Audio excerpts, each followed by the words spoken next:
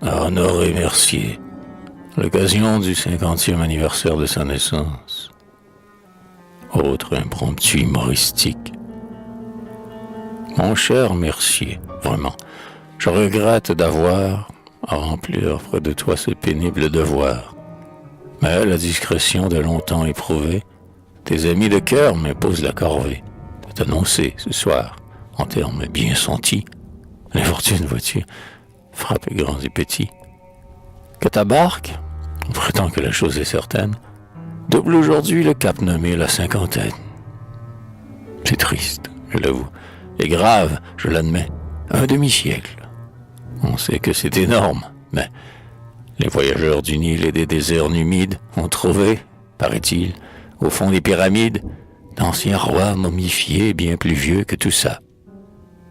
Près de toi, Romulus, Onu, Massinissa, Noé, Mathusalem, Jugurtha, Stestichor, seraient d'affreux barbons s'ils n'existaient encore. Pas besoin de fouiller les remparts de Balbec. Il suffit de connaître un peu Rome ou Québec pour savoir qu'il se voit des bronzes, des Carrare, de vieux boulets rouillés, mille antiquités rares, bien moins vivants que toi, surtout bien plus anciens. Tiens, mon ami, chacun défend un peu les siens. Pour un vieux que, depuis 50 ans, l'âge mine, crois-moi, tu n'as encore pas trop mauvaise mine. Après tout, tu n'es ni malingre ni boiteux, tu vois assez, tu n'es ni sourd ni pituteux, et malgré tes travaux, l'âge et la politique, d'honneur, tu n'as pas l'air encore trop rachitique. Va, j'en connais plus d'un qui ferait bien des vœux pour avoir seulement le quart de tes cheveux.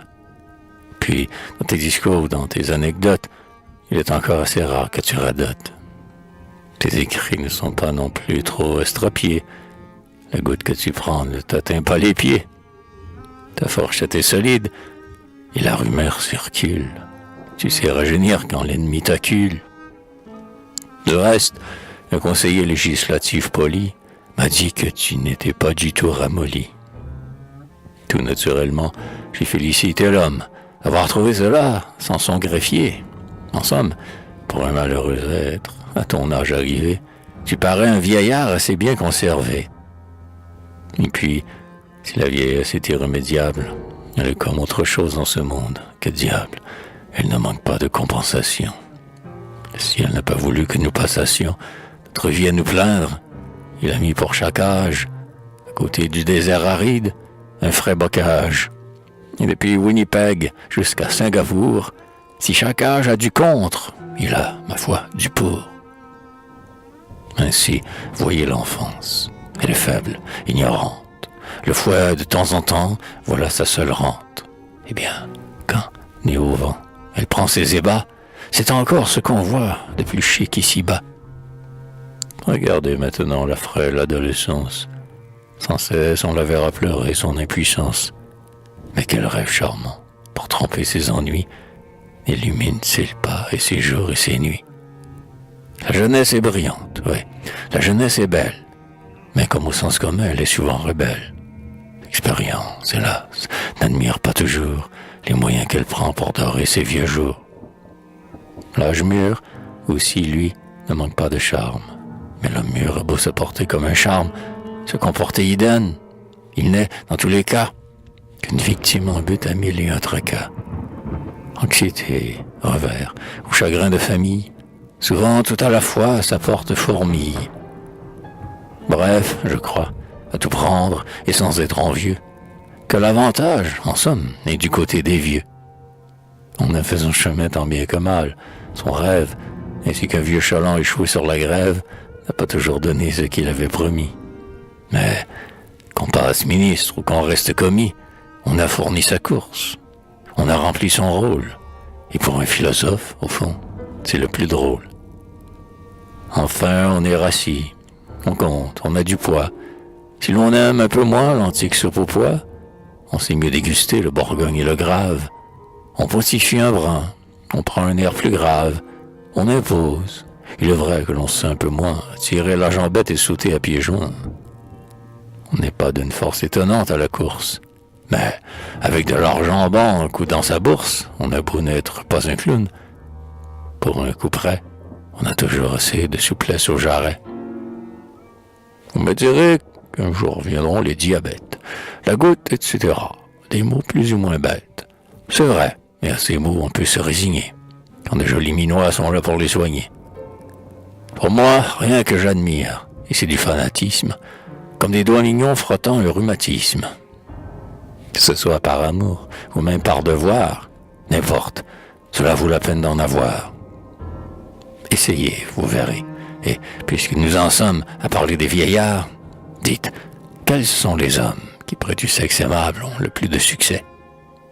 Je suis loin de vouloir intenter un procès à ceux qui d'entre vous penseraient le contraire, mais, parole d'honneur, je veux me faire extraire le reste de mes dents et mourir attentif au débat d'un conseil 3 fois législatif. Et plus encore, je veux qu'on me force d'admettre tout ce qu'en son journal l'ami Pato peut mettre, que l'on me croit ou non, si les vieillards n'ont point, comme partout ailleurs, la palme sur ce point. Qu'il soit fait en melon ou comme une échalote, le vieillard est toujours un être qu'on dorlote. On est rempli pour lui d'attention. Jamais on ne manque de lui donner les meilleurs mets. Souffre-t-il d'un bobo? Vite, chacun s'empresse. Tisane, onguent, bandeau, cataplasme ou compresse. Tout lui tombe du ciel, en veux-tu, en voilà. Caresse par ici, tout sourire par là, vierge à taille fine ou femme plantureuse, matrone ou tendron, toutes sont trop heureuses de prodiguer leurs soins aux trop heureux mortels. La chose se comprend, n'est-ce pas? Rien de tel, comme de n'être pas compromettant. On use du vieillard comme s'il était l'hypoténuse, du triangle formé par les sexes humains. A-t-on raison? Ma foi, je m'en lave les mains.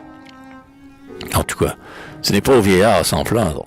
Et j'en ai vu souvent qui ne faisaient que geindre, pour mieux tendre un filet perfide et s'affreux jeu. Savait fort bien tirer leur épingle du jeu. Pour ou contre, après tout, que voulez-vous qu'on dise lorsque le pavillon couvre la marchandise? Et puis, quand les vieillards sont tant soit peu discrets, où sont réputés tels, combien de doux secrets ne leur glisse-t-on pas tous les jours à l'oreille? Pour moi, je n'ai jamais connu chose pareille.